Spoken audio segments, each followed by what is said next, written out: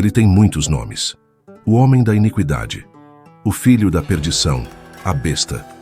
Mas um nome ecoa através dos séculos, provocando medo e fascínio: o anticristo. Mas em outra grande fé, ele é conhecido por outro nome: Al-Masih ad-Dajjal, o falso Messias, um enganador de um olho só, cuja chegada é um dos sinais do fim. Duas religiões, duas profecias, um inimigo em comum. E se tudo o que você pensa que sabe sobre ele for apenas uma parte da história? E se a imagem de um monstro com chifres for a maior distração de todas para ocultar sua verdadeira face? Para entender quem ele é, precisamos voltar para onde tudo começou. E não é no livro do Apocalipse, como muitos imaginam, mas nas cartas de um apóstolo João.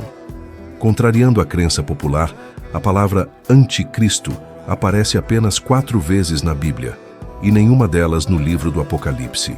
João não descreve um único supervilão global, mas sim um espírito. Ele escreveu: todo espírito que não confessa Jesus não é de Deus. Este é o espírito do anticristo. Ele falava de uma força de engano que já estava em ação em seu tempo. Falsos mestres, pessoas que negavam a natureza divina de Cristo. O conceito original não era sobre um homem, era sobre uma ideia, uma rebelião contra a verdade.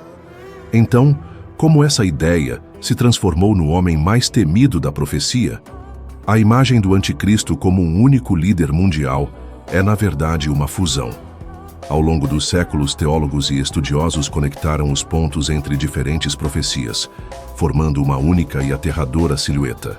Do profeta Daniel veio a imagem de um líder blasfemo e arrogante, o pequeno chifre que se levanta contra Deus e persegue os santos.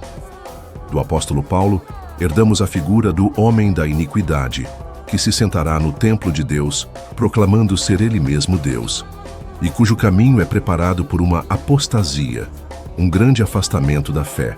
E finalmente, do Apocalipse de João, temos a figura mais icônica, a besta que emerge do mar. Um líder político carismático, com poder sobre todas as nações, que opera milagres enganosos e exige adoração. Sozinhas, são peças de um quebra-cabeça. Juntas, elas formam o perfil do maior impostor da história. Um gênio político, um líder religioso e um milagreiro. Tudo em um só homem. A cultura pop nos deu uma imagem distorcida. Um ser demoníaco, facilmente identificável, quase um vilão de desenho animado.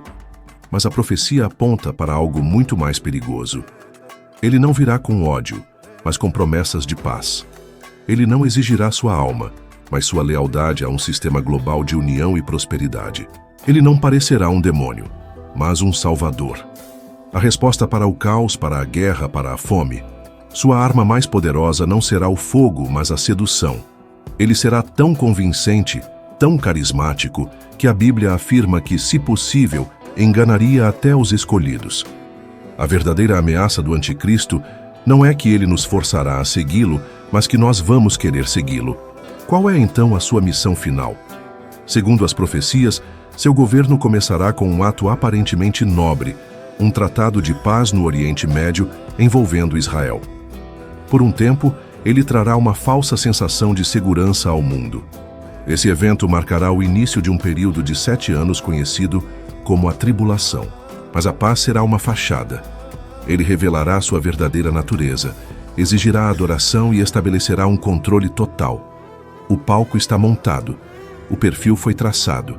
Não um monstro, mas um mestre da enganação. Um líder que o mundo não apenas aceitará, mas celebrará.